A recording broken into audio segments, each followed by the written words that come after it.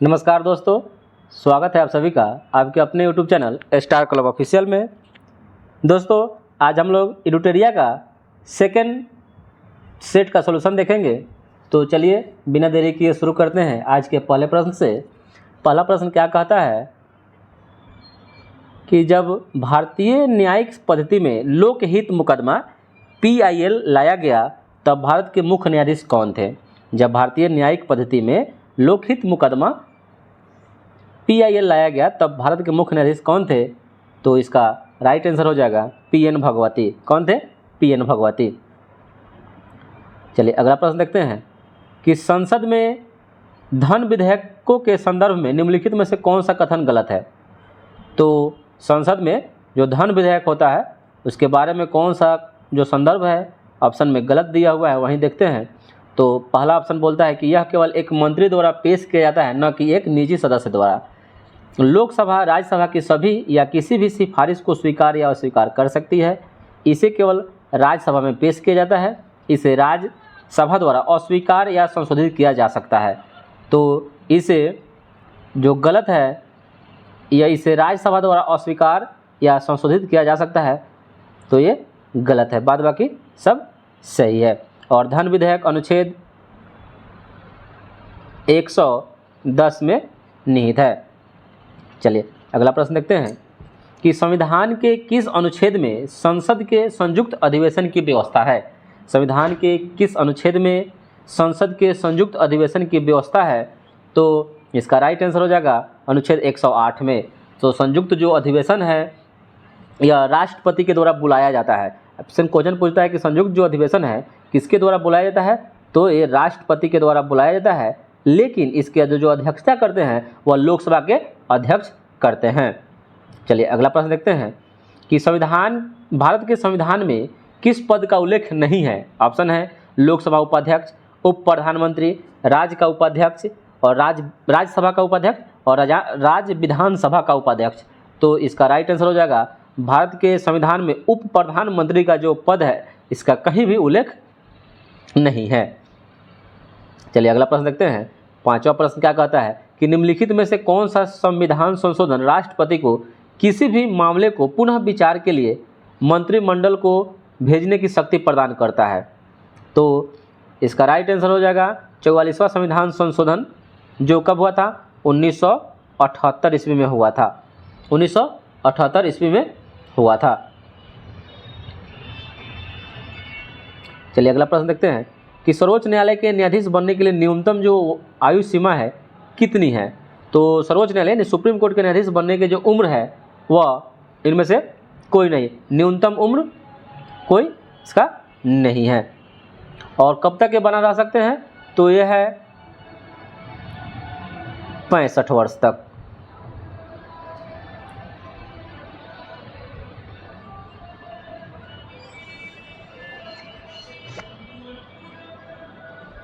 चलिए अगला प्रश्न है कि भारत के राष्ट्रपति अपनी शक्तियों का प्रयोग करते हैं।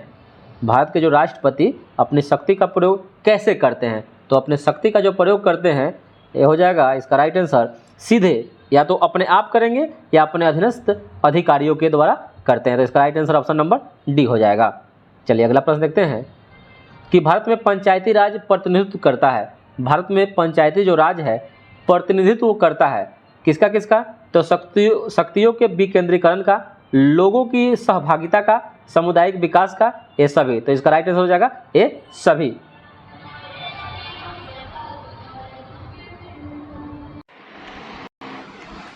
नौ नंबर क्वेश्चन कह रहा है कि भारत में राजनीतिक दलों का जो पंजीकरण निम्नलिखित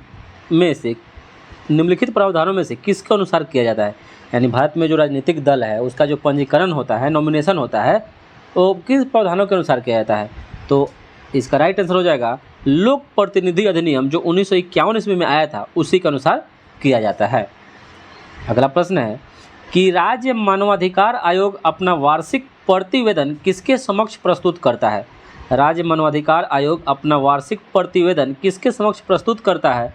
तो यह प्रस्तुत राज्य सरकार के द्वारा करता है, राज्य सरकार के सामने करता है, क्योंकि राज्य मानवाधिकार आयोग है तो ये राज्य सरकार के सामने करेगा। अगला प्रश्न है कि रॉलेट एक्ट का भारतीय राष्ट्रीय कांग्रेस ने विरोध किया क्योंकि इसका क्या लक्ष्य था? तो रॉलेट एक्ट का भारतीय राष्ट्रीय कांग्रेस ने विरोध किया था, तो इसका लक्ष्य था व्यक्तिगत स्वतंत्रता को जो था ये सीमित करना था, व्यक्तिगत स्वतंत्रता को सीमित करना था। और रॉलेट एक्ट जो था ये जालियांवाला बाग हत्याकांड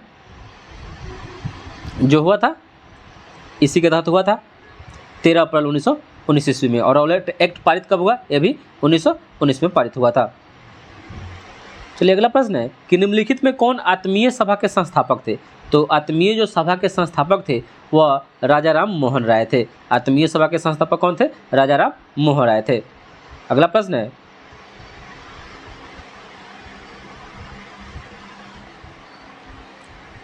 हुमायूं द्वारा लड़े गए 4 प्रमुख युद्धों में सही क्रम कौन सा है? तो जो हुमायूं के द्वारा लड़ा गया 4 प्रमुख युद्ध है उसका सही क्रम है ऑप्शन नंबर डी, देवरा, चौसा, कनौज, सरहिंद। देवरा का जो युद्ध हुआ था वो 1531 ईस्वी में हुआ था, 1531 ईस्वी में। चौसा 1539 ईस्वी में। कनौज 1540 ईस्वी में। और सरहिंद 1555 ईस्वी में हुआ था। चलिए अगला प्रश्न है कि मलाबार में मोपला विद्रोह 1921 किसका परिणाम था? जो मलाबार तट पर मोपला विद्रोह 1921 में हुआ था, यह परिणाम किसका था? तो जो ये परिणाम था वह खिलाफत आंदोलन का था। और खिलाफत आंदोलन कब हुआ था? 1919 से 1920 में खिलाफत आंदोलन हुआ था। अगला प्रश्न है कि किसने कहा था कि आज़ादी हमारी पहुंच के अंतर्गत है, हमें इसे कसकर पकड़ना चाहिए? किसने कहा था कि आज़ादी हमारी पहुंच के अंतर्गत है, इसे कसकर पकड़ना चाहिए? तो ये कहे थे महात्मा गांधी। महात्मा गांधी ने ये कथन कहे थे। अगला प्रश्न है कि भारतीय राष्ट्रीय कांग्रेस के द्वितीय मुस्लिम अध्यक्ष कौन थे? भारतीय राष्ट्रीय कांग्रेस के द्वितीय मुस्लिम अध्यक्ष कौन थे? तो ये थे रहमतुल्लाह सयानी। कौन थे? रहमतुल्लाह सयानी। इन्होंने 1896 में कलकत्ता अधिवेशन में जो अधिवेशन हुआ था उसकी अध्यक्षता किए थे। और इसी अधिवेशन में पहली बार वंदे मातरम गाया गया था। लेकिन अगर इसमें क्वेश्चन पूछ दे कि द्वितीय है, प्रथम कौन थे? तो बदरुद्दीन तैयब जी। चलिए अगला प्रश्न है कि निम्नलिखित में से किस एक पूरा स्थल के पाषाण संस्कृति से लेकर हड़प्पा सभ्यता तक के सांस्कृतिक अवशेष प्राप्त हुए हैं? तो ये प्राप्त हुए हैं मेहरगढ़ से। चलिए अगला प्रश्न देखते हैं कि गौतम बुद्ध को एक देवता का स्थान किस राजा के समय प्राप्त हुआ? गौतम बुद्ध को एक भगवान माना जाने लगा किस राजा के समय? तो ये राजा हुए कनिष्क, जो कुषाण वंश के शासक हुए। चलिए अगला प्रश्न है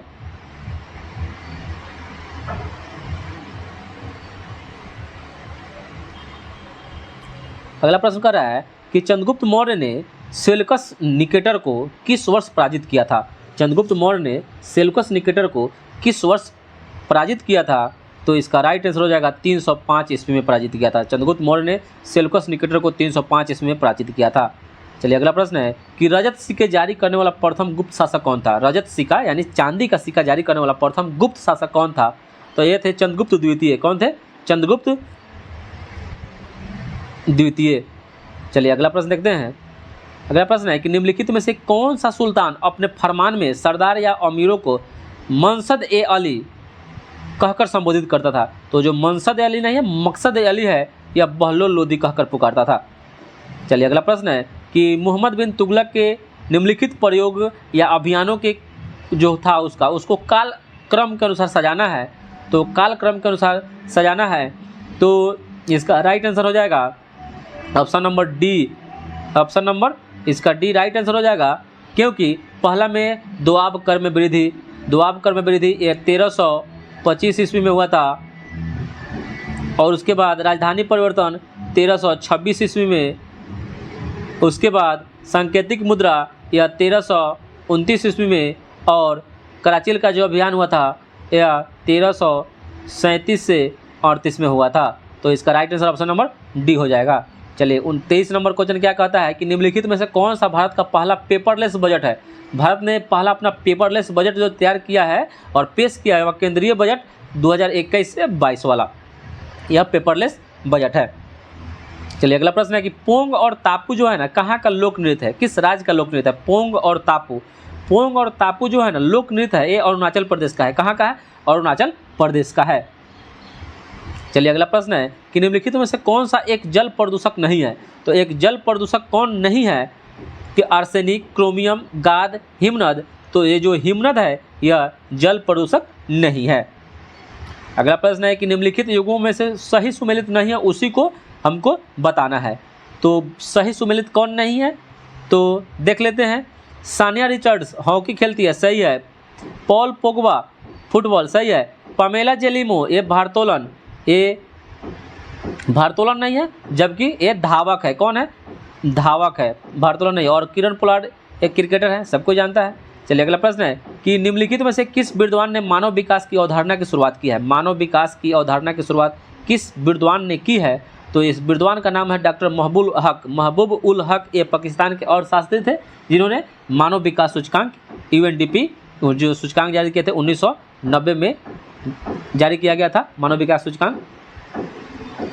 और यह सूचकांक संयुक्त राष्ट्र विकास कार्यक्रम द्वारा जारी किया जाता है। संयुक्त, याद रखिएगा, संयुक्त राष्ट्र विकास कार्यक्रम के द्वारा। चलिए अगला प्रश्न देखते हैं कि WTO का पूर्ववर्ती नाम यानी पहले का नाम क्या है।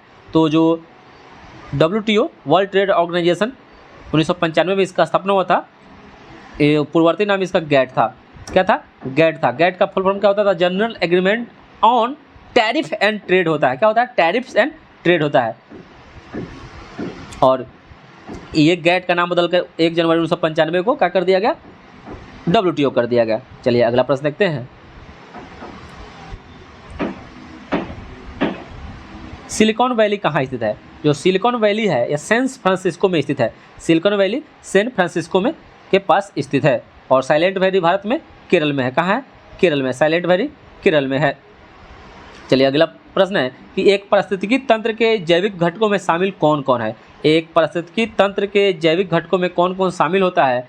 तो यह शामिल होता है उत्पादक, उपभोक्ता एवं अपघटक। क्या होता है, उत्पादक, उपभोक्ता एवं अपघटक। अगला प्रश्न क्या कहता है कि नेशनल ग्रीन ट्रिब्यूनल NGT की स्थापना भारत सरकार द्वारा कब किया गया था। ये 2010 में किया गया था। NGT का स्थापना 2010 में किया गया था। चलिए अगला प्रश्न है कि जैविक ऑक्सीजन डिमांड BOD, जैविक ऑक्सीजन डिमांड एक प्रकार का प्रदूषण सूचकांक है या किस तरह का प्रदूषण करता है। तो जो ये है ये जलीय वातावरण प्रदूषण को मापता है। चलिए अगला प्रश्न है कि राष्ट्रीय युवा दिवस 2023 का विषय यानी थीम क्या था। तो राष्ट्रीय युवा दिवस 12 जनवरी को मनाया जाता है। तो इसका और 12 अगस्त को तो राष्ट्रीय युवा दिवस 12 जनवरी को मनाया जाता है। तो इसका थीम क्या था। तो इसका थीम था विकसित युवा विकसित भारत, विकसित युवा विकसित भारत। चलिए अगला प्रश्न है कि हाल ही में प्रसिद्ध व्यक्तित्व वानी जयराम का निधन हो गया। इनका संबंध किस क्षेत्र से था। तो जो ये थे जयराम वानी जयराम, ये संगीत से थे। क्या थे, संगीत से थे। ये पार्श्व गायिका थी वानी जयराम और इनका निधन फरवरी 2023 में हो गया है। कब हो गया, फरवरी 2023 में। अगला प्रश्न है कि 74वां गणतंत्र दिवस की झांकी में किस राज्य की झांकी को प्रथम स्थान दिया गया। 74वां गणतंत्र दिवस की झांकी में किस राज्य की झांकी को प्रथम स्थान दिया गया है।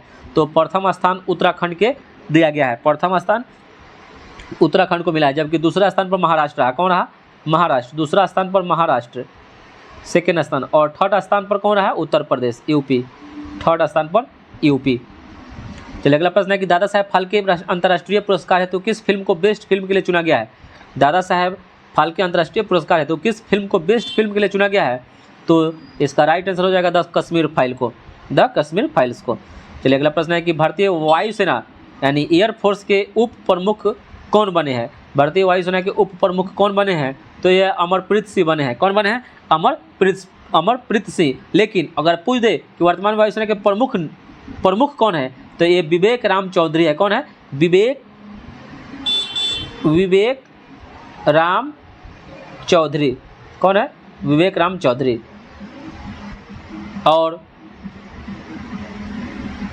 जो वायुसेना होता है 8 अक्टूबर को मनाया जाता है। 8 अक्टूबर को मनाया जाता है। चलिए अगला प्रश्न है कि आर्थिक सर्वेक्षण 2023 के अनुसार नारियल उत्पादन में किस राज्य का प्रथम स्थान है? तो एक केरल का है। किसका है? केरल का स्थान प्रथम है आर्थिक सर्वेक्षण 2022-23 के अनुसार। और दूसरे स्थान पर कर्नाटक का है और तीसरा स्थान तमिलनाडु का है। किसका है? तमिलनाडु का। चलिए अगला प्रश्न देखते हैं कि 17वां वन स्थिति रिपोर्ट 2021 के अनुसार भारत के कितने राज्यों और केंद्रशासित प्रदेशों ने 33% भूभाग का वनावरण लक्ष्य को प्राप्त कर लिया है? तो ये लक्ष्य प्राप्त करने वाले राज्यों की संख्या और केंद्रशासित प्रदेश मिलाकर 17 हो गई है। 17 राज्य और केंद्रशासित प्रदेश हो गया। और देश में कुल वनावरण व वृक्षावरण का जो प्रतिशत है 24.62% हो गई है। ये भी याद रखना है।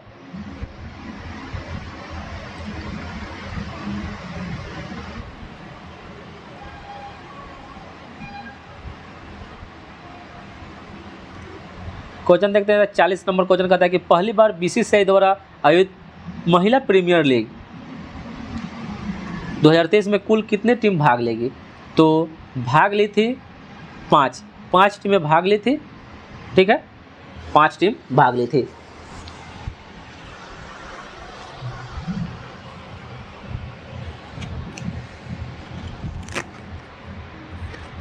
चलिए अगला प्रश्न देखते हैं। अगला प्रश्न क्या कहता है? अगला प्रश्न है कि नवोदित लेखकों को प्रोत्साहित करने के उद्देश्य से भारत सरकार ने किस योजना की शुरुआत की है? नवोदित लेखकों को प्रोत्साहित करने के उद्देश्य से भारत सरकार ने किस योजना की शुरुआत की है? तो उस योजना का नाम है युवा 2.0। क्या है? युवा 2.0। चलिए अगला प्रश्न है कि ब्रिटेन के प्रधानमंत्री ऋषि सुनक का संबंध भारत के किस राज्य से है? ऋषि सुनक भारत के किस राज्य से है? तो ये पंजाब से है, पंजाब राज्य से है। चलिए अगला प्रश्न है कि पुरुष T20 वर्ल्ड कप का आयोजन 2026 में कहाँ किया जाएगा? तो 2026 में कहाँ किया जाएगा? तो इसका राइट आंसर हो जाएगा ए और बी, यानी भारत और श्रीलंका ए और बी में किया जाएगा। ठीक है। और अब की बार जो 2023 में हुआ है कहाँ पर हुआ है? दक्षिण अफ्रीका में, साउथ अफ्रीका में हुआ है, साउथ अफ्रीका में T20 वर्ल्ड कप। चलिए अगला प्रश्न है कि राष्ट्रमंडल खेल 2022 में स्वर्ण पदक जीतने वाले सुधीर लाठ का संबंध किस खेल से है? तो जो सुधीर लाठ है यह भारोत्तोलन से है। भारोत्तोलन से जिसका आयोजन राष्ट्रमंडल खेल 2022 का जो आयोजन बर्मिंघम इंग्लैंड में किया गया है, इसमें भारत का स्थान चौथा रहा। भारत ने कुल 22 स्वर्ण पदक, 16 रजत और 23 कांस्य पदक जीता, 23 कांस्य पदक, टोटल 61। और स्थान कौन सा रहा? चौथा स्थान रहा। चलिए अगला प्रश्न है कि बजट 2023 के अनुसार प्राथमिक घाटा जीडीपी ग्रॉस डोमेस्टिक प्रोडक्ट कितना प्रतिशत रहा? जो बजट 2023 के अनुसार प्राथमिक घाटा जो था ये कितना प्रतिशत रहा? तो 2.3%। कितना रहा? 2.3%। चलिए अगला प्रश्न है कि सिक्किम का नया राज्यपाल किसे नियुक्त किया गया? तो सिक्किम का नया जो राज्यपाल है या लक्ष्मण प्रसाद आचार्य को नियुक्त किया गया है। अगला प्रश्न है यूनिसेफ इंडिया के नए राजदूत कौन बने हैं?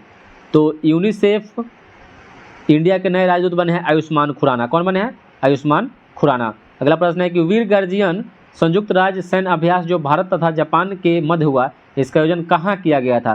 तो वीर गार्जियन संयुक्त सैन्य अभ्यास भारत और जापान के बीच हुआ था। यह इसका कहाँ आयोजन किया गया था? तो इसका आयोजन किया गया था हायाकुरी में किया गया था।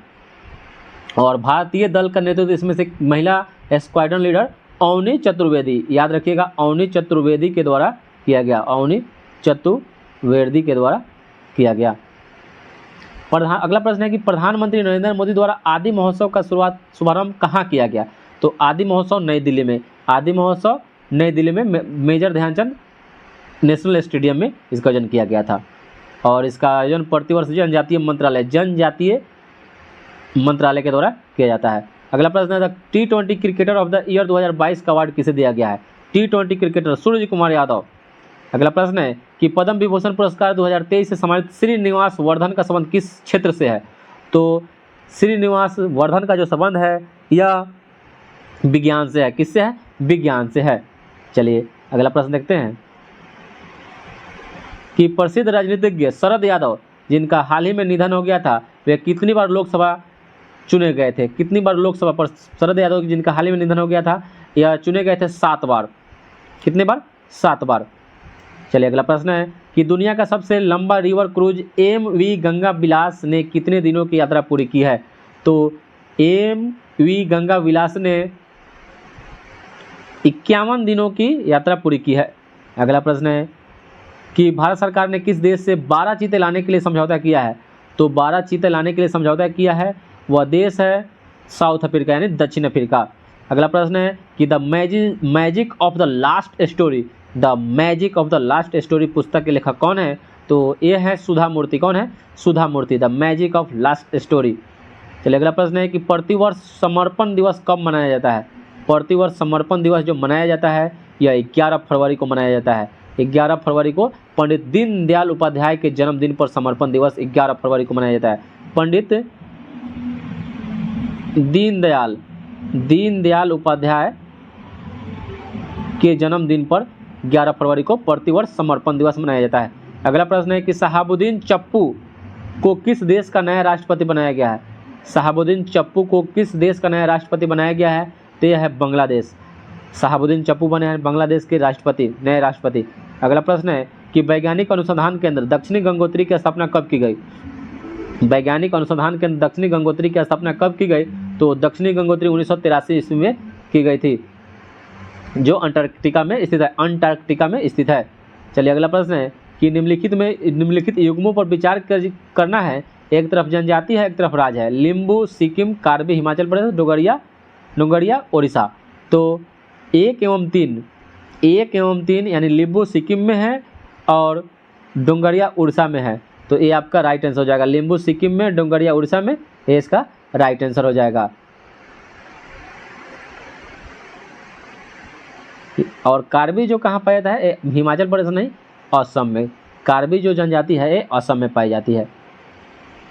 चलिए अगला प्रश्न देखते हैं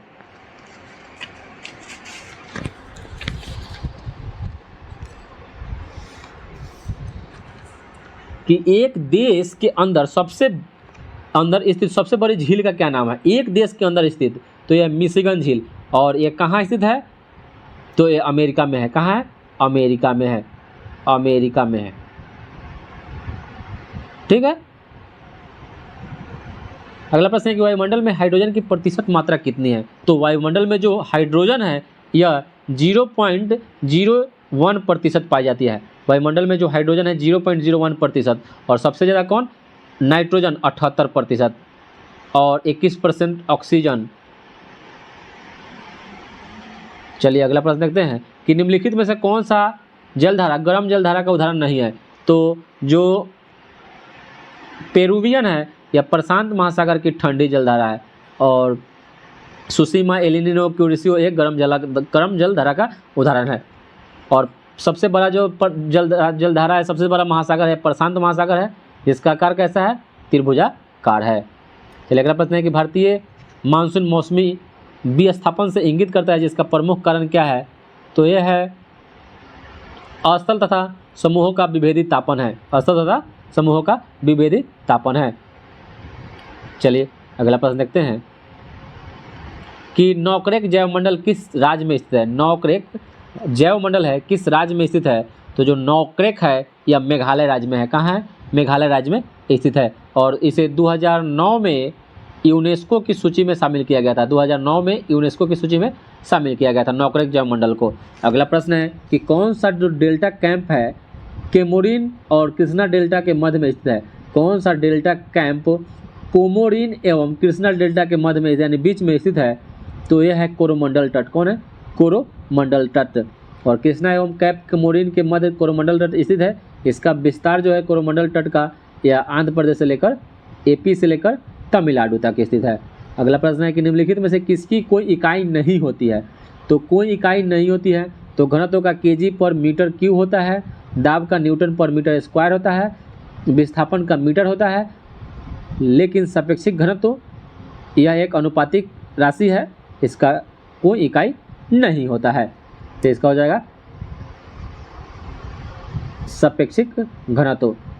अगला प्रश्न है कि निम्नलिखित में से किसे मापने के लिए स्टाइलागोमीटर का उपयोग किया जाता है? स्टाइलागोमीटर का प्रयोग किया जाता है या पृष्ठ तनाव मापने के लिए किया जाता है। और पृष्ठ तनाव में स्टाइलागोमीटर का उपयोग तरल की गई मात्रा में बूंदों को सही संख्या का निर्धारण करके सतह का तनाव मापने में किया जाता है स्टाइलागोमीटर का प्रयोग। अगला प्रश्न है, यदि किसी वस्तु वृत्ताकार पथ में घुमाई जाती है तो उस पर किया गया जो कार्य है वह शून्य होता है, क्योंकि W बराबर Fs cos थीटा होता है, Fs cos थीटा। अगला प्रश्न है कि ऊर्जा के संबंध में निम्नलिखित में कौन सा कथन सही नहीं है।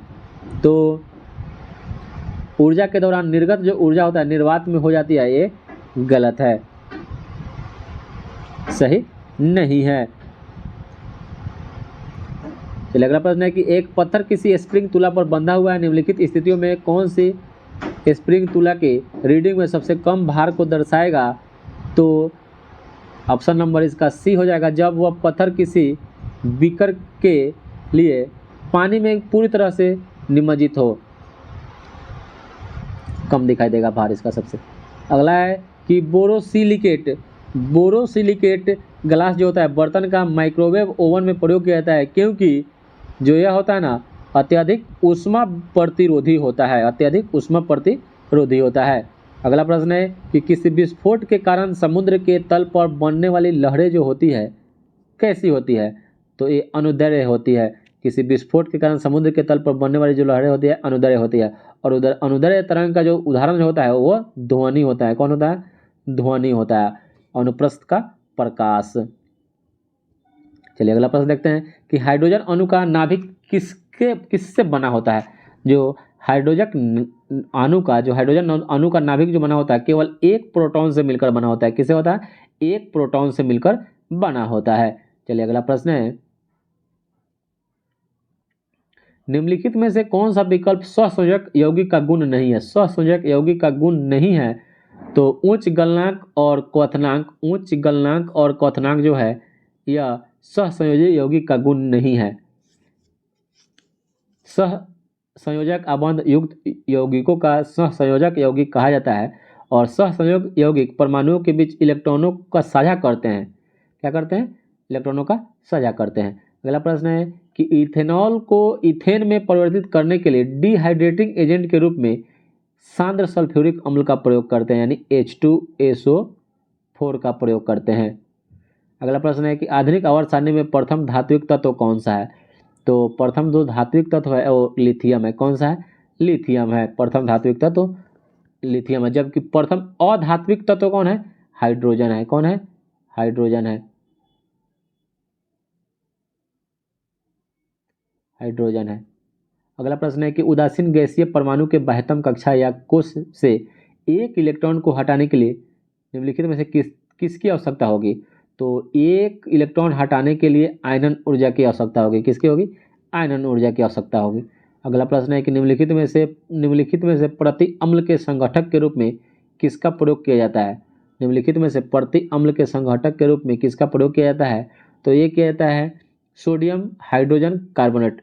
सोडियम हाइड्रोजन कार्बोनेट का प्रयोग प्रति अम्ल के संगठक के रूप में किया जाता है। अगला प्रश्न है कि जब सिल्वर ब्रोमाइड को सूर्य की रोशनी में रखा जाता है तब कौन सी गैस बनती है। जब सिल्वर ब्रोमाइड को सूर्य की रोशनी में रखते हैं तो कौन सी गैस बनती है। तो ये ब्रोमीन गैस बनती है। कौन सा गैस? ब्रोमीन गैस बनती है। अगला प्रश्न है कि उस प्रक्रिया को क्या कहते हैं जिसके द्वारा कोई धातु अपने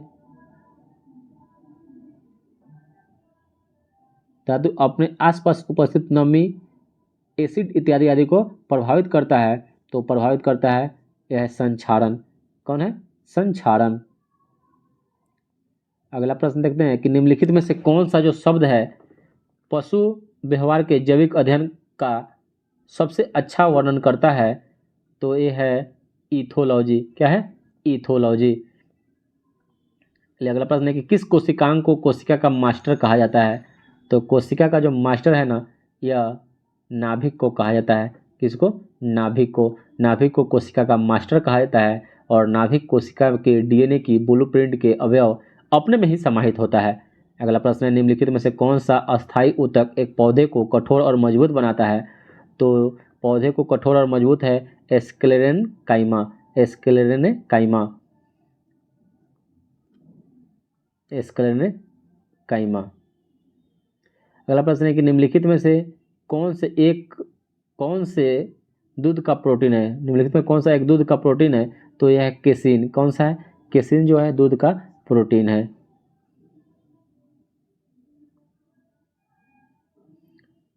किस अंगों की मूल संरचना भिन्न होती है लेकिन दिखने में वे एक जैसे होते हैं और उनके कार्य भी समाप्त होते हैं, उन्हें क्या कहा जाता है? तो इसका राइट आंसर हो जाएगा समरूप अंग। क्या कहते हैं? समरूप अंग कहते हैं। और मनुष्य में जो अवशेषीय अंगों की संख्या लगभग 100 है। अगला प्रश्न है कि निम्नलिखित में से कौन एक अंतःपरजीवी का उदाहरण है? निम्नलिखित में से कौन एक अंतःपरजीवी का उदाहरण है? तो यह है फीता कृमि। कौन है? फीता कृमि। यह एक अंतःपरजीवी का उदाहरण है। अगला प्रश्न है कि ऑक्टोपस का जो खून का जो रंग होता है वो कैसा होता है? वह नीला होता है। ऑक्टोपस के खून का जो रंग होता है वह नीला होता है। अगला प्रश्न है कि मानव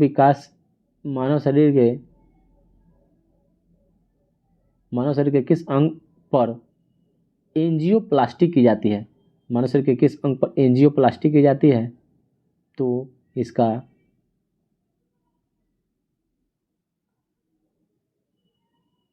हृदय पर एंजियोप्लास्टी की जाती है। अगला प्रश्न है कि मनुष्य में बौनेपन के लिए निम्नलिखित में से क्या उत्तरदायी है? मनुष्यों में बौनेपन के लिए निम्नलिखित में से क्या उत्तरदायी है? तो इसका राइट आंसर हो जाएगा पीयूष ग्रंथि। क्या है? पीयूष ग्रंथि है। अगला प्रश्न है कि निम्नलिखित में से किस रोग से पीड़ित रोगी को भी नेत्रदान कर सकता है? इनमें से किस रोग से पीड़ित रोगी भी नेत्रदान कर सकता है? तो यह है मधुमेह। मधुमेह का आँख से कोई लेना देना नहीं है, इसलिए मधुमेह के जो रोगी भी है नेत्रदान कर सकते हैं। अगला प्रश्न है कि निम्नलिखित में से कौन सा जो पदार्थ है तंबाकू में मौजूद रहता है? वह है निकेटिन। क्या रहता है? निकेटिन रहता है।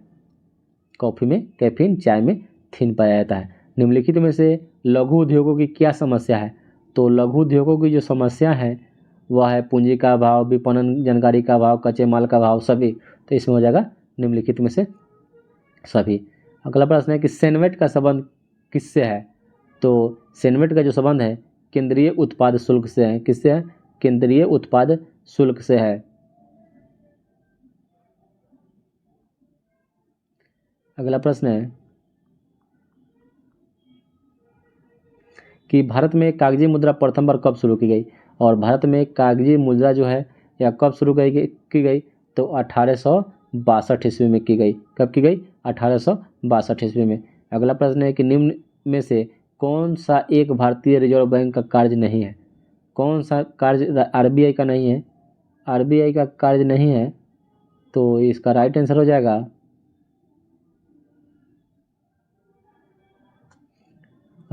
साख सृजन। क्या होता है? साख सृजन। अगला प्रश्न है, चलिए अब मैथ है, देख लीजिएगा, इसका पीडीएफ दे देंगे डिस्क्रिप्शन में। तो आज के लिए इतना ही, फिर मिलते हैं दूसरे वीडियो में को लेकर। अच्छा लगे तो लाइक और सब्सक्राइब और दोस्तों के साथ शेयर करना ना भूलिएगा दोस्तों।